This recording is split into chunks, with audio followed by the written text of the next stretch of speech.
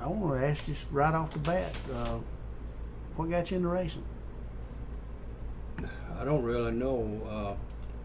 I just worked in an old garage at the time up in Maine, and we had old race car, and I just happened to go up there and be working on the car with a bunch of fellas, and there's another man driving it at the time, or supposed to have been driving it.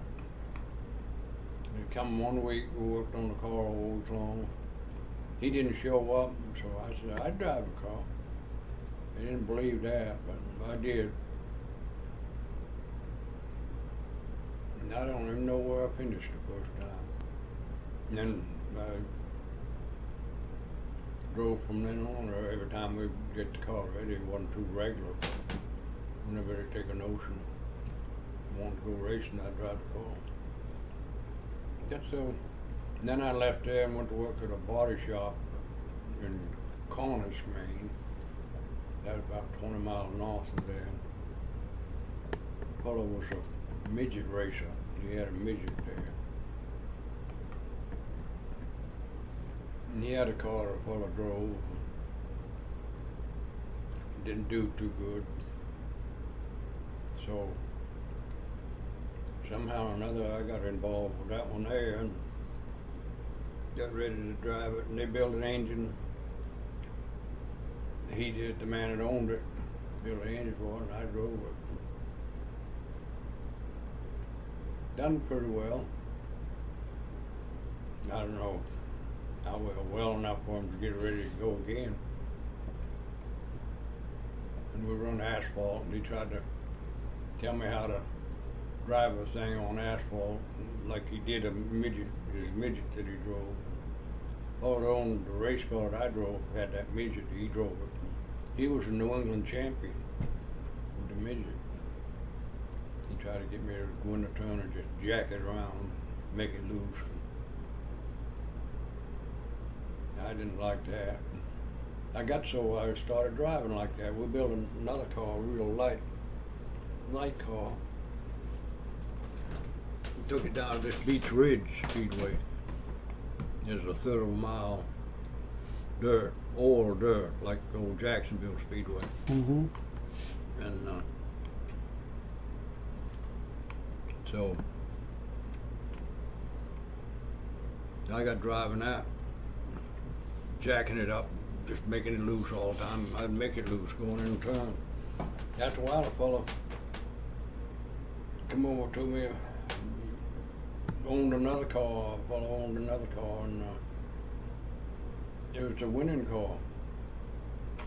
Dick Garrett was driving it at the time, and he said, "You got the fastest car there is here." He says, "If you drive the damn thing right," he said, "don't throw it in the turn." He says, "I'll set you a patent next week."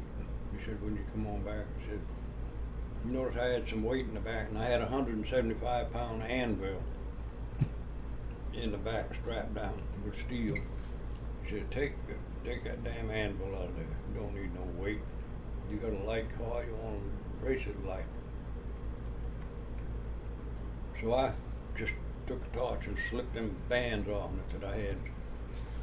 Picked them up enough to get the anvil out, but I brought the anvil with me just in case. And so he says,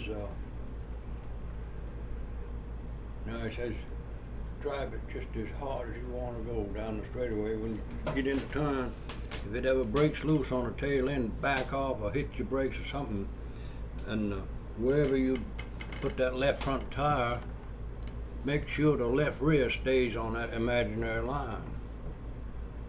Because no matter what you do, let off the gas or do whatever you can to get that left rear back on the line. And then when you go to accelerate, you go straight ahead and go faster." So I got trying that, and hell, it worked. No matter what I'd done, I'd act like I was going slower because I'd back off and slow up. But when I go to accelerate, I go straight ahead. And I've told so many new drivers about that as I went along through the years and made drivers out of them by going to that pattern. Was that your first valuable lesson that you learned? And it worked. And all worked all during my lifetime. Everybody else run loose. And even the late models run loose, run on the way they tip up in the air and all that stuff. And they found out that don't work. If they drive the car straight, it'll work. They'll win races. And it's happening today the same way. Was it running a different line, or what exactly was it? A lot of people drive, and when the car gets loose, they just stand on the accelerator and just keep it loose all the time, and it's easy driving like that. But don't do that, because you're not going anywhere. You're spinning the wheels. And burning tires. Well, that, and you just lose traction. If you straighten the car up and use that imaginary line, follow the left front with the right rear, when you go to accelerate, you'll be driving the car straight. Getting a bite all the time. It works. And I run second to his car. But from then on, I started winning. And you remember your first victory? no, I don't. Never. Back in 48, 49, around there, I guess.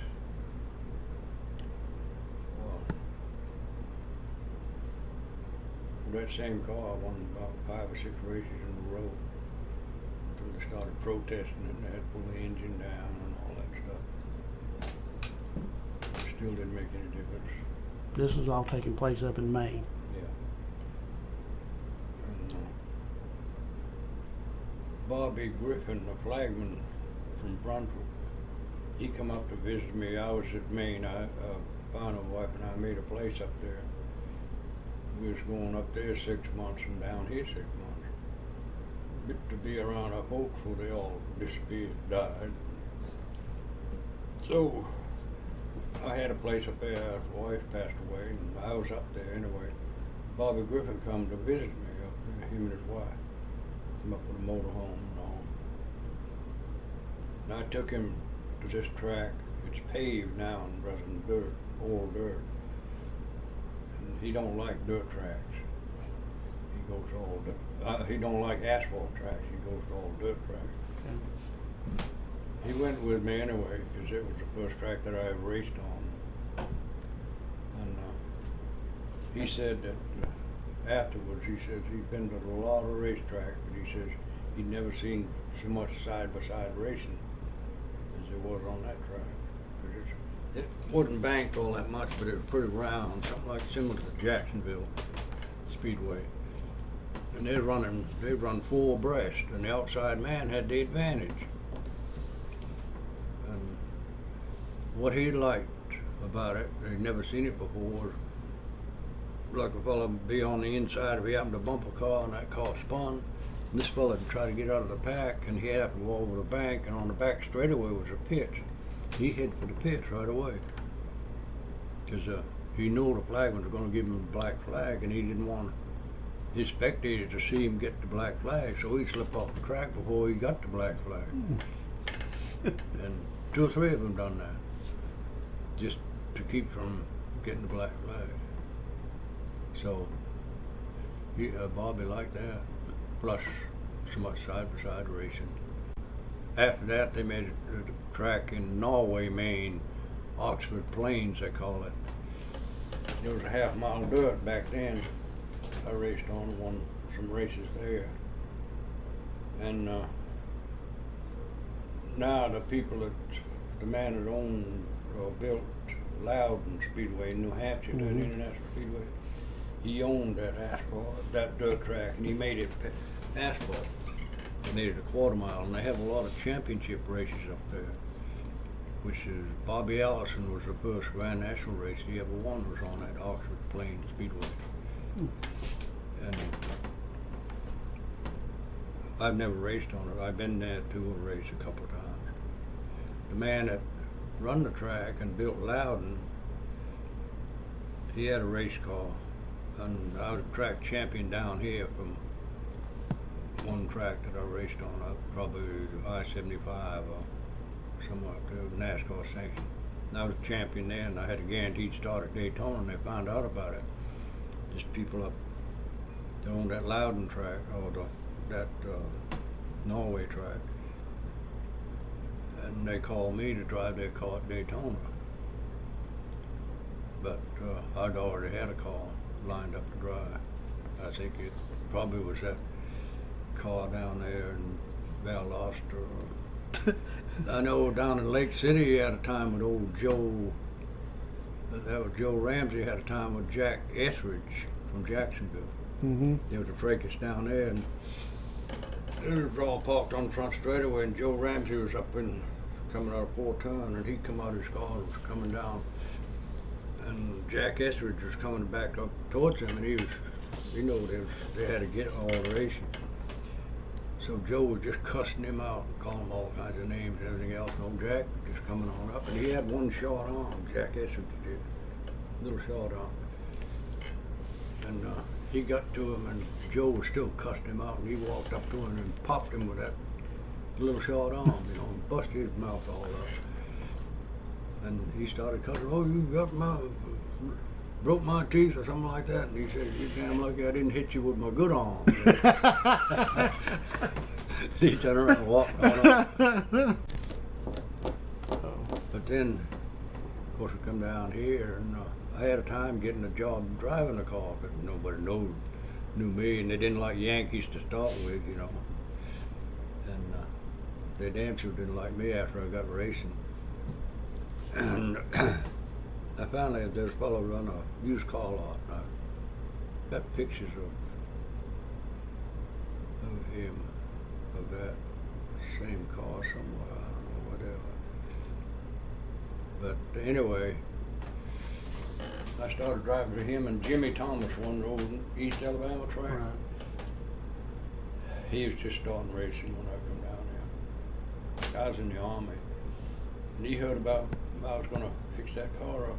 He had this fellow on the the car lot, whose name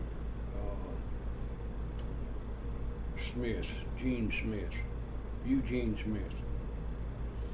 And he had an old piece of car, and he said that thing had a good engine there, but didn't handle too good. Some other people run it, you know. There was a little track right in Columbus, super speedway, little asphalt track. Said he couldn't do nothing with it, but it run strong. Said, "I'll make it get around the track." So I worked on, told him what to do, get a front axle, and I put a new front axle in it and set it up the way I thought it ought to be. And, he'd heard about, Jimmy Thomas had heard about it. He said, "I got somebody gonna drive it. He's in the Army, he's coming from Maine," and all that stuff. He said, "You don't want to let them damn Yankees drive your car." He says, all they do is want to bring their girlfriend out there and tell them they drove Indianapolis and all that stuff." And he said, "Take your car out there and wreck the hell out of it. That's all they'll do. You don't want to let them Yankees drive your car." Well, he was a Yankee himself from New Hampshire originally. So he didn't take that. So he let me drive it anyway. And I went out there to practice. See, I was going to go around the track after I worked on it, you know, during the week. Went around there, and I was warming it up pretty good going around the track, and I got on it going down the back chute. Went in a number 3 turn, and the damn accelerator hung, and I stuffed it slap through the wall. I mean, tore the front end all up. And Jimmy heard about it. "I told you, them damn Yankees tear your car up." Man, he was just tickled to death about that, you know. Well, he got another axle for me, and I went up the next week, come out of the Army when I could, and fixed that axle up, and put it back in, and had a race the following week. So I run the car, had it ready and run the car, and fixed that damn accelerator for sure. And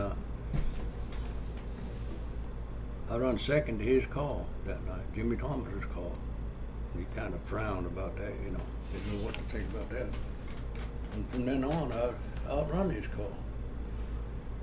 Well, the following year, the races were over and everything, and I lived close by him there up on Lumpkin Road in Columbus, close to his daddy's furniture store where he worked. And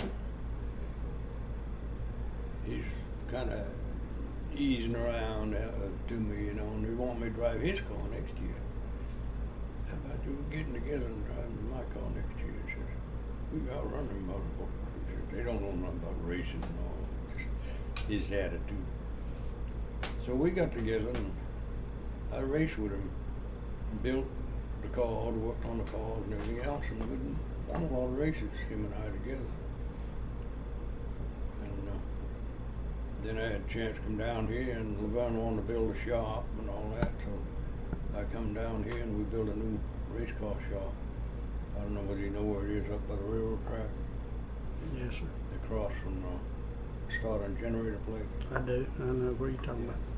It used to be, they rented it out, the daughter did, repair shop, Mitchell's, I think. Right. It's Right, closed right up down now. from Shady Lane now, isn't it? Yeah, Right. down that street. It's closed now, all falling down, I guess, roof leaking. And so I come down here, moved down here. Well, I raced all down through in Jacksonville, way across, and Lake City, come down on the weekend, so we rented a house rather than it was halfway in between. Usually had to get a motel, you know, to stay. Mm-hmm. So I rented a house. That was cheaper to pay rent for a house, and we'd just stay in the house when we come down Where was that at? here. Here in Tilton? And so we finally just moved down here. We built a new shop and all that. You remember what year that was? No, I don't. I know that y'all been here for a while because I remember watching you when I was young, and I'm 55 now. Mm. So that was the early 60s, I guess, when I was starting to go to the racing and all. Mm. So you were down here at that time, wasn't you? I should have been, yeah. Okay, and you mentioned, well, let me go ahead and tell you up front. Your wife taught school, didn't she? Yeah. She taught me in the 8th grade. So, Yeah. but that was long after I'd already been following you as a driver. Mm-hmm. You know, so I'd followed your career, and I knew we used to talk about you all the time in class, if I remember Yeah. right. That's all Eddie Jr. talked about. They'd wait for him to go to school, where he'd get the results of the weekend and all that. Mm-hmm. Well, you also mentioned Laverne Kendrick. How did you meet Laverne? I drove for him when I was in Columbus. In between the times I drove for Jimmy. Drove off and on. And he had a couple, one or two old cars, heater cars. And I was probably driving for him at some of the championship races coming down through here from Columbus. So, act like he wanted to race pretty well, and he had the money, so I'd move down here where it was. And I'd race all the time then, from Wednesday through Sunday. You had a circuit around the Carolinas, and then we got rid of this. You were driving for Laverne at that time? Yeah. Got rid of Skeeter cars and started late models. Well,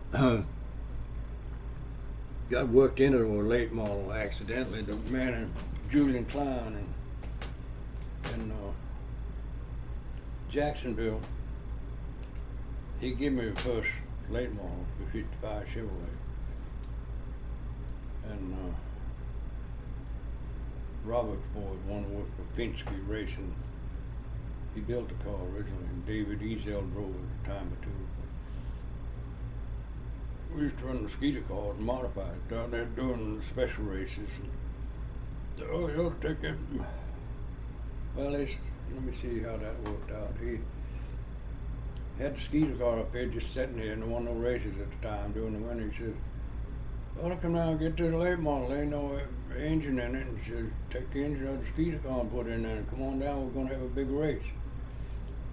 So we went down and got the old car, the 55, and took the Skeeter car engine out, and later on sold the Skeeter car. And started running that 55 down there, and winning pretty regular with it. And hell, he was supplying everything. He bought mag wheels for it, and whatever I needed, he supplied it. And later on, he kept talking about big block. They was going to big block. Everybody had 454, 427s, and 426 Plymouths and Dodgers and stuff like that. And they go to big block. I didn't know about the big block. No, you need a big block. Said, like, everybody's going to big block, so he went and bought me a big block, 427. This is Julian Klein that did this. Hot complete engine. That's one we put in there. So I got the engine and started racing that, winning with that pretty regular. But I didn't like it. It was too damn much horsepower, really, for a short track. Been all right for a mile or 2 mile track, you know. But you had to detune them all the time to get traction. They were spinning all the time, you know. Anyway, wound up with a big block. Run a lot of races. Who were some of the drivers you were competing against back then? Oh, down there, Ezel and Jimmy Capps, Rod Eulenfield. They raced all around up in Brunswick and Waycross with me. Of course, the ones over in Carolina, I didn't know any of them. Mountain or anything. Somebody remember the name, I might think about it or something like that. But Tiny Lon, Tom Pistone, ones like that out of North Carolina. A lot of boys from way down in Florida, Tampa way and stuff like that used to come up Jacksonville. Now, who was the sanctioning body, or was there one at that time? Was NASCAR active at that time? Yeah, they used to sanction a lot of, not a lot, but a few short tracks. They done Savannah Oglethorpe Speedway for years over there. Jacksonville, and they did I-75 when that opened up. But they was pretty good at the time, NASCAR was. I mean, track champion. I had 2-3 years I had track championship, and you'd get a guaranteed start in a modified race on Saturday if you run so fast, run 130 miles an hour, and I took that. I made a 37 Ford Coupe up in Columbus. It had been raced on short track and a time or two, and I put fenders on it and hood and trunk lid and put it back stock where I run Daytona. And Laverne bought an engine, a Holman Moody 312 Ford engine for it. And I put that in it and got some tires to run there. And I got it must have been 200 cars qualified for the first 50 positions. Goodness. And I finished, I think I qualified 10th with that old 37 coupe. And you had to run 130 miles an hour to get in within the guarantee. And I ran 130 to qualify. And during the race, they caught me at 137, I think it was. And that was just like taking a paper box and putting a spindle in it and try to run through the air. You want to turn any kind of way with the air, no air control at all with that body. Come off the track and it would get airborne. Wasn't no good car to race with, really, at that speed. All right, on short track. But that was new to everybody down there the first year. Everybody. They were blowing engines right and left because so much elevation on the track. On a short track, you'd turn the pickup to the right because that's where the oil centrifugal force would throw the oil to the right of the oil pan, so you want the pickup where the oil was. Up down in Daytona, the oil would run the other way. It'd run downhill on the elevation like this. You didn't have, wasn't under 150 miles an hour, you didn't have enough centrifugal force for the oil to go up. So we were blowing engines because the oil was running the opposite direction. And I finally blowed that engine. after several laps of warming up and running around and stuff like that. And during the race, I was running 10th position during the race when it blew. And that was kind of discouraging. Of course, it took it back up home Moody, and they patched it up. I think about $300 or $400. They put it back operating.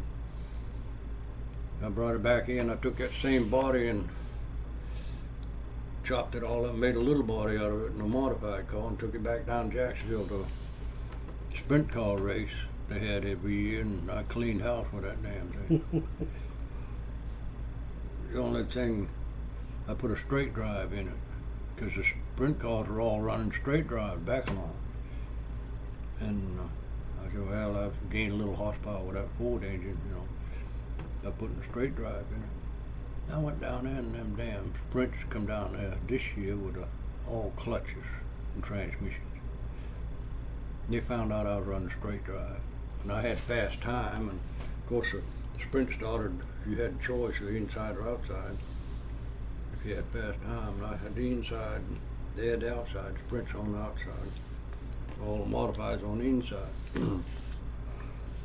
And they found out I had a straight drive, so they choked me down on the start. And I was in high gear, and I was straddling the shifting lever, just sitting in the center of the car. And I didn't want to put that thing in second gear in the worst way. It just holding me back so much, holding the brake and the gas wide open, sitting there jerking, jumping. And after a while they took off. We got the green flag and they took off. There's 4 of them got, you know, just like that. Took me 4 laps to get them back. I got one every lap. I could get them back. That's the only 4 laps I lost that night. I had the fast time, broke the modified record, broke the sprint car record, won the heat in the semifinal, and won the feature, and got a bonus for outrunning the sprint cars. And I think I totaled about $800 that night. That's all. That was big money back then. I bet. We were talking a while ago about the Laverne Kendrick and all. Who built the majority of his cars and the ones that you drove? I did. You did? Yeah. Where'd you learn that trade at? Just I'm a mechanic all my life. That's all I ever done.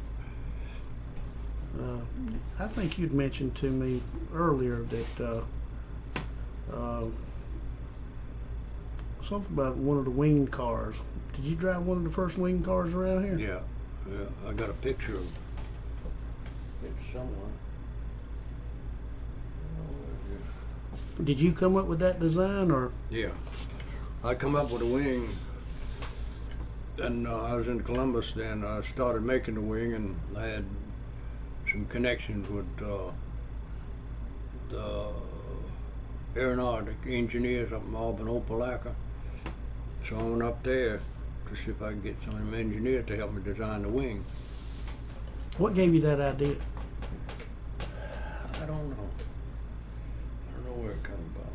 So I just figured it needs some more downforce on the rear wheel to get better traction with the big engines, you know. Anyway, they say a wing has got to be inverted. A wing is an airplane wing inverted, upside down. It's the way Instead of give you lift, it'll give you the downforce. Yeah, it'll suck you. Right. From the air going, your wing is like this on a race car, and the wind goes underneath, pulls down. It's trying to go up right to the weakest point where the air is, but it's pulling down on the car. And whatever air hits the top will help too. But you need to make a big round front on it to kick the air down and kick the air up to where it'll just hit the tip of the wing on the top. In order to make it work, you got to have it way off the body, about 3 feet, to get away from all the air deflection from the front of the car. Right. To where it won't disturb it going underneath the wing.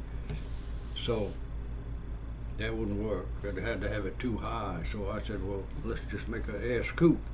So I designed the scoop. I call it a scoop rather than the wing, and put it right close to the body, and use the top for scoop air. and it was 6 feet long, 3 feet flat, and 3 feet on a radius. It had static fins all up in it and on the side to control the air. But it worked too good. I didn't like it. The wing don't work. It takes so much horsepower to pull it. Because all you have to do to find that out is go 40 miles an hour down the road and stick your hand out and just change your direction of your hand. You can't hold your hand up like that. There's that little bit of force on your hand right there. To break you on. Hmm. But that's why I use that for an example too. And I had a spring about that thick in the rear, and I had to put one about that thick in the rear. And it still, the frame would go down on the rear housings like that. So much force on it. Even with the wings sitting flat, the front flat, and just used the 3 feet elevation. It was too much. And the wings on the cars now, they got them on skater cars, and they got them backwards. They don't work. You're just taking horsepower. If they take a wing off, they go faster. Hmm. They got the best one is, well, I got Ronnie to do on his replica of the 90 car, the sedan. They just got a straight board up there to deflect it going in the turn. That way it don't take any horsepower going down the straightaway. It's straight, standing straight up. So that'll work. How many classes of cars were there that people ran back then? There wasn't nearly as many as there are today. There's most tracks like Jacksonville and most tracks, or even here, there's 2 classes. That was primarily sportsman and late model at Valdosta, wasn't it? Yeah. There's like 6 cylinders and stuff like that. Slower class, just limited stock class really. And then late models, so of course the late models were limited. There wasn't no limitations on them. Everybody run the same everywhere you went. They paid all the same money everywhere you went. Just about. Back then they paid about $400 a win, I guess. What the rule book looked like back then? There wasn't too much to it. Well, talk about the rule book, when I run Grand National back, I run a 54 Chevrolet in Grand National, which is cup racing now. I got a rule book there, a sheet of paper that long, about that wide. That's what went with the Grand National. Probably a different story today, isn't it? Got a book about that thick. And it'll cost you too, about $1,000. Goodness. What's some of your best memories of racing? What did you like about it? Well, just racing mostly. I never went for points. If points come along, 1 point's all right, but I went to win most of the time. Mostly finish in the first 3. If I could. You know, finishing is the main thing. You got to finish to win anyway. Any idea of how many victories you've got in your lifetime? It's got, according to what we've recorded altogether, about close to 1,200, but there's always somebody coming up and saying, "Oh, you remember this old track or something? You know, remember this? Remember?" Hell, I forgot all about it. I haven't got that recorded. There's always somebody coming and talking about that. How many times a week would you guys race? I know you. Wednesday through Sunday, sometimes twice on Sunday. And talking to Jerry Ivy about some of these tracks and all around here, I didn't realize that there were tracks scattered throughout South Georgia. 50-something tracks in Georgia. Wow. And you raced probably just about all of them, didn't you? Quite a few of them, yeah. What's your favorite track over the years? I probably have to say Jacksonville. You spent a lot of time down there, didn't you? That was the most competitive track for anybody. More round. I had a picture of that somewhere. Now, who is this a picture of here? That's Linda Vaughn. All right, she's a little younger. Okay. she was involved in a lot of the promotions of the tracks and they what hire else. her all over the place, like all the banquets and all. Mhm. Says, Eddie, still love you. Linda Vaughn, shift my gears. That's good stuff there now. Yeah, I had to frame that one. I don't blame you. When I first started racing, I was in an accident. I had one car and I had two cars. I drove one, and another fellow was driving the other car, and he started up front, and he went off and left everybody. And I started on the rear, of course, and the whole pack in front of me spun out, and I slid up against them sideways, and this other car passed mine going around there and went on around on the yellow flag wide open and come around and hit me right broadside and drove right through my car. That old flathead, and mashed the seat up to where it was about that wide. It had an angle iron frame on it, and the torque tube, back then they had a torque tube drive shaft. The seat bent that torque tube even. Wow. And I had an accelerator made of tread plate, steel, with a pivot on it. I had my foot on it with a rim on it just to fit my foot. I had my foot on that and I had my left foot on the brake, locked the brake down. Still had my foot on the accelerator, and when the car drove through there, it hit my leg, and I had my foot on the brake and it come down by the accelerator. And the accelerator was hooked to the transmission. And it drove my foot into that accelerator and cut my ankle, went right through my ankle joint, cut my ankle off. It laid my foot up by my knee, and I was hung up in the car and couldn't get all the legs all around the steering column and everything. They're trying to broke the gas tank sitting right behind the seat, and gas running all over the place. And they tried to just gonna light up a torch to cut me out and cut the steering column off and all that stuff. Somebody stopped them from that. And they finally got me out, and I said, "Oh, I can do it." And they give me the wrench, and I try to unbolt the steering thing, and I'd pass out. I'd drop the wrench 2 or 3 times. Goodness. And I finally got out, and they loaded me in the ambulance, took me to the hospital. And I stayed there about a month and a half. And then after I got out, they turned around and sued me for the hospital and doctor bill. The track went bankrupt. Oh. How they were supposed to pay my bills was back then when you paid your pit pass money went into a hospital fund. That's what paid all the accidents. But he was using the money, I guess. And there wasn't no hospital fund. And they later on, they finally, the doctor's lawyer and the hospital's lawyer sent me a bill, suing me for it. So I happened to be riding around. I lived in another town in Dayton, Maine, near Hollis Center. And Sanford is where the racetrack was.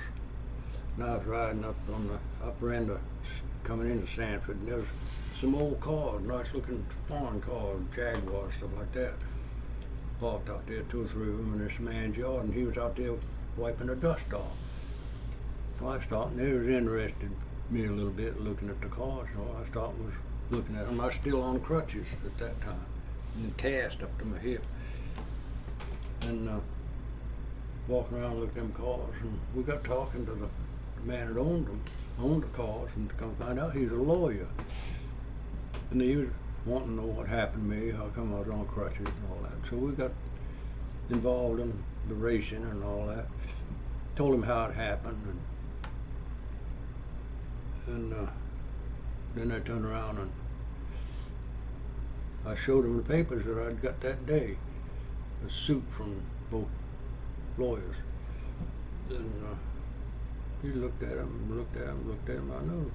He looked at him a long time, was studying, and he says, "You don't mind?" He says, "I wouldn't mind taking that case." I said, shit, I ain't no damn money to hire a lawyer, you know, being in the hospital for a month and a half, no, not working there. No, he said, when you get back ready to work, able to work and all, he said, you'd probably send me $20 or something. He knew what the outcome would be. In about 2 weeks, I got a letter from the doctor's lawyer and the hospital lawyer that said they canceled the case. So he went on, he sent them letters or giving me information where they didn't have no ground to sue me. Because what it was, each track up there had to have a track physician, a doctor they would track when they raced. That's state law. Well, they had a doctor there. The doctor worked on me. The doctor called the ambulance, so I had the ambulance take me to the hospital, and they directed me to the hospital. I didn't sign nothing, hospital or doctors or anything else. So it was up to the doctor. He's the one that done it all. I hated it for him because I'm still walking, you know. And I had to go back to him to get a report before I went in the service, went in the Army. And I told him I hated for him, you know, for him to not get any money for him. He was just starting his practice too, and all that, because he done such a good job and everything. My leg should have been either rigid, stiff, or so flimsy he couldn't control it. But it worked out all right. After I found out they sued me, I come home and took the cast off. Well, the last time I went to the hospital, cut it off myself with a knife and a hammer. And wife looked at my leg, and I went to get down like that, go to get up, and said, "Don't you step on it, you break." She's afraid of my leg looked like a toothpick. Didn't have no muscle or nothing, just a bone skin over it. You hadn't used it in so long, I can imagine. And so I made a table and I made a lamp with an ultraviolet ray light on a heat lamp. And I'd keep my foot on that, and she'd rub it with olive oil 3 or 4 times a day, hot olive oil, that joint around the scar. I still had the scar and the bandage on it too. And we kept it lubricated like that, so I figured that's what, you know, kept them tendons and muscles from getting stiff or getting tightened up or growing some other way. But anyway, it worked out all right. And the doctor was surprised about it, thinking I was walking.